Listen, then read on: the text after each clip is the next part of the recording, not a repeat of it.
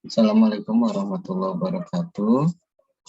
Kali ini saya akan membuat video pembelajaran terkait dengan teori produksi bagian kedua, di mana sebelumnya saya telah membuat video terkait dengan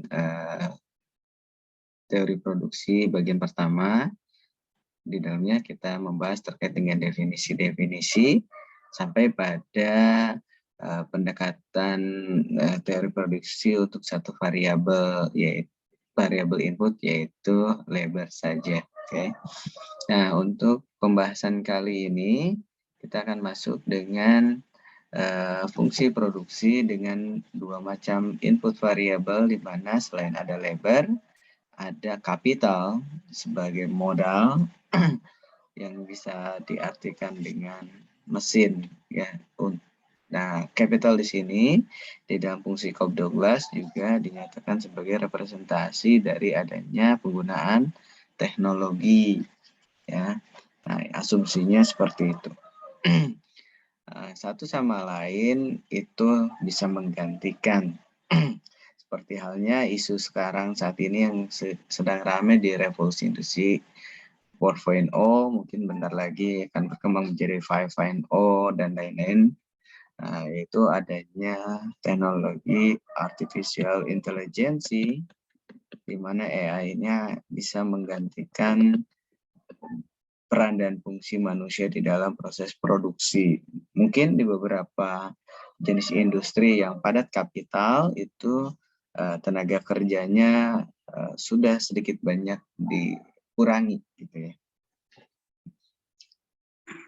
Nah, jika kita melihat di dalam pendekatan teori produksi dengan fungsi produksi dengan dua input, kita bisa melihat dengan teori perilaku konsumen untuk pendekatan ordinal, di mana ordinal itu kan kita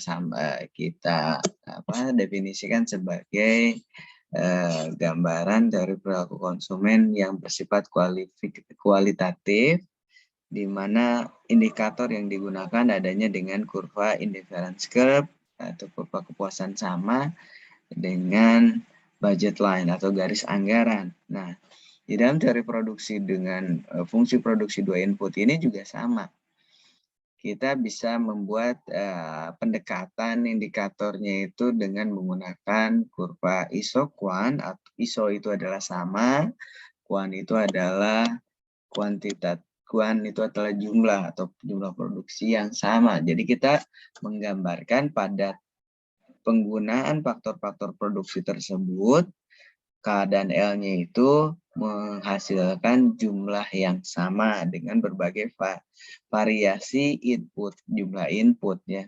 Katakanlah di sini ada sebuah grafik untuk kombinasi A modalnya 6, tenaga kerjanya 1, B itu modalnya 3, tenaga kerjanya 2, C itu modalnya 2, tenaga kerjanya 3, dan D modalnya 1, tenaga kerjanya 6. Karena tadi di awal asumsinya adalah bahwa kedua input variabel yang digunakan ini bisa saling menggantikan, gitu kan. Kalau dilihat dari formasi A sampai D untuk modal makin menurun, tetapi kalau dari tenaga kerja makin meningkat, seperti itu. Dan memang secara teknisnya seperti itu, ya. Jadi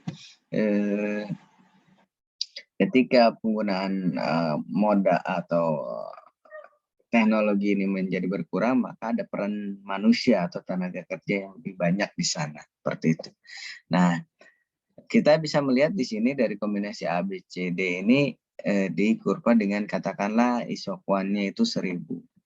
Nah, ketika dia bertambah, jumlah variasinya bertambah, isokuannya juga bertambah. Tetapi di sini ada sebuah asumsi nanti bahwa setiap garis isokuan itu tidak bisa saling berpotongan karena dia bersifat parabolik. Pendekatan linearnya parabolik. Jadi kalau dalam matematika ini fungsinya fungsi pangkat 2. Oke. Nah, kemudian yang satunya lagi, indikator yang satunya adalah stock cost atau kurva biaya sama. Jadi, kalau tadi dengan variasi jumlah input, nah sekarang dengan variasi penggunaan dua faktor produksi tersebut itu menghasilkan biaya yang sama, seperti itu. Nah, gimana caranya kita bisa menggunakan pendekatan fungsi biaya sama itu total cost sama dengan jumlah dari biaya input kapital yang dihasilkan dan biaya input dari labor. Seperti kita ketahui bahwa biaya input dari kapital itu adalah kita namakan sebagai rent atau sewa, dan input dari labor kita namakan sebagai wage atau upah. Nah, kombinasinya itu sama nanti yang bisa digunakan. Jadi total cost nanti sama dengan R kali kapital, R kali kapital ditambah wage kali labor. Ya. Jadi sewa dikali banyaknya input yang digunakan, ditambah wage upah dikali banyaknya input tenaga kerja yang digunakan. Seperti itu. Nah, kita bisa mencari, katakanlah yang sudah diketahui, kita punya asumsinya kan tadi total biaya yang sama dengan variasi input yang berbeda nantinya. Kalau yang kita ingin cari adalah berapa banyak input kapital yang kita gunakan, ya ini katakanlah pindah ruas gitu kan, R kali K sama dengan apa? Pindah ruas kan, ini wage dan labornya pindah ruas ke sisi total cost, dimana jadi persamaannya total cost dikurangi karena dia positif ya, karena dia positif pindah ruas jadi negatif, dikurangi W dikali jumlah input labor.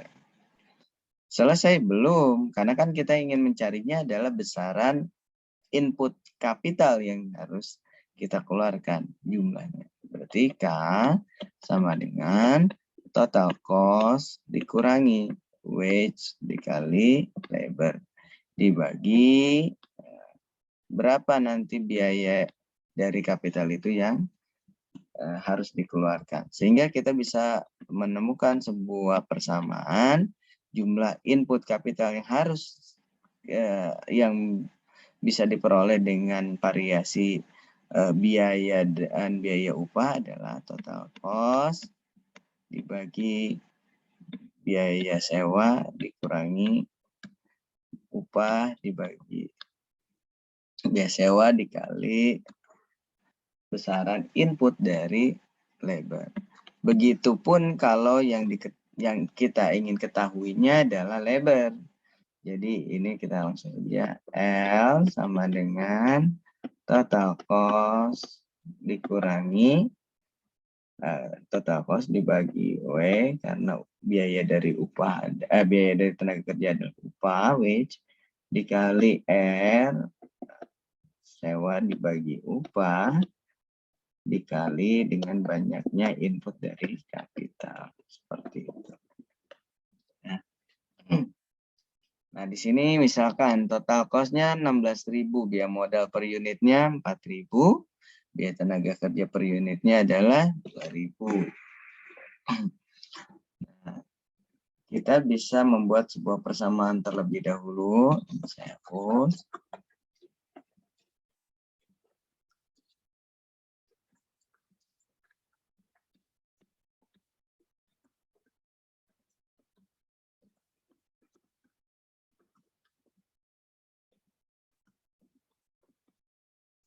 Saya hapus. Katakanlah total cost-nya 16.000, biaya per unit modalnya adalah 4.000 dan biaya tenaga kerja per unitnya ada 2.000. Berarti 16.000 sama dengan tadi R, maaf, langsung saja karena ini persamaan yang sudah ada. Modalnya adalah 4.000, ya, 4.000 dikali K, ya kan, ditambah berapa? 2000 dibagi dikali L. Nah, ini persamaan seperti ini.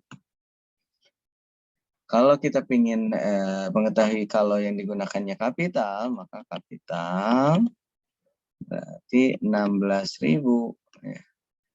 Dibagi berapa? Biaya dari kapital 4.000. 4.000 ditambah 2.000 dikali L dibagi 4.000. Berarti K sama dengan 16.000 dibagi 4.000 sama dengan, coret ya, 4 ditambah, ini coret, 2/4 sama dengan 0,5 L. Nah, inilah kombinasi yang bisa digunakan. Nanti kita bisa transformasikan di dalam sebuah kurva. Seperti ini kurvanya. Katakanlah kalau semuanya digunakan untuk kapital, berarti L-nya sama dengan 0. Ketika 4 dikurangi 0,5 L-nya sama dengan 0, maka K-nya sama dengan 4. Nah, ini kan cocok ya, 4.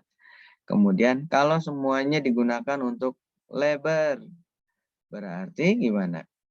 Kita kalikan kan.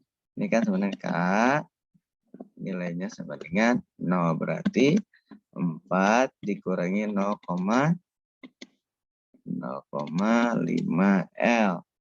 Nah, 4 sama dengan, misalkan 0,5 L. L sama dengan 8. 2 kalinya kan. 2 kalinya. Berarti L-nya sama dengan 8. Jadi ketika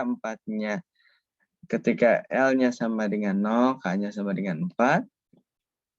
Ketika K-nya sama dengan 0, L-nya sama dengan 8. Nah, ini adalah persamaan garis yang menyatakan bahwa biaya yang sama dengan nilai tadi berapa? 16.000 dan biaya dari kapitalnya adalah 4.000 dan biaya dari upahnya adalah wage ini sama dengan 2.000. Nah, inilah dinamakan dengan iso cost. Jadi variasi yang dihasilkan dari penggunaan input produksi, tetapi yang dikuncinya adalah biayanya yang sama. Nah, lalu kita lanjutkan terkait dengan di mana sih titik keseimbangannya. Titik keseimbangan untuk pendekatan dua input variabel ini, yaitu ketika kurva isokos atau isokuan itu bersinggungan dengan kurva isokos. Jadi bersinggungan itu berarti berada pada satu titik, katakanlah saya ilustrasikan seperti ini. Pada titik inilah dinamakan dengan keseimbangan faktor produksi nanti.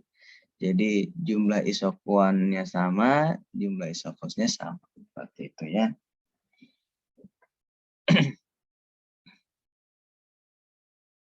Nah, secara prinsipnya di pertemuan sebelumnya saya sudah membahas bahwa tujuan dari produsen dalam memproduksi barang dan jasa, dia ada motif ingin memperoleh keuntungan kan, profit. Nah, profit itu bisa diperoleh dengan dua cara, memaksimalkan kuantiti atau menekan atau meminimalisasi biaya. Nah, seperti itu. Makanya di dalam kombinasi yang dihasilkan di sini, ketika yang bersinggungan itu dia mengasumsikan adalah least cost combination input atau kombinasi dari biaya yang terendah. Sehingga kalau nanti di matematika ekonomi kan kalau dia persamaannya parabolik kan, kalau ini ada kurva parabolik seperti ini. Nah, yang ada adalah untuk optimumnya itu adalah pada titik terendah, ya, pada titik terendah.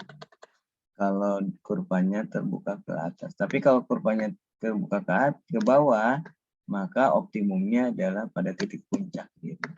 Nah, karena isoquant ini terbuka ke atas kurvanya, maka titik terendah inilah yang dinamakan dengan titik optimum. Pasti. Nah, tadi sudah disampaikan terkait dengan meminimumkan biaya atau memaksimumkan produksi sebagai motif dari produsen memperoleh keuntungan. Ya. Nanti kita secara detailnya kita bahas di dalam teori biaya setelah pertemuan ini, video ini. Kemudian di dalam struktur pasar kita bisa ketahui bahwa kalau dia posisinya dalam meminimumkan biaya, sedangkan harganya itu bersifat tetap karena dia berada kondisi pasar persaingan sempurna, maka profitnya akan bertambah. Seperti itu. Ya. Atau ketika biayanya tetap dan harganya juga tetap, di dalam kondisi pasar persaingan sempurna tersebut, maka jumlah Q-nya yang dinaikkan. Sehingga pendapatannya meningkat, profitnya juga meningkat.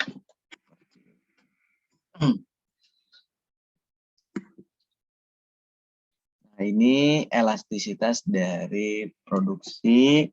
Sebelumnya kita telah membahas tentang produktivitas, yaitu produktivitas itu digambarkan dengan average product kan.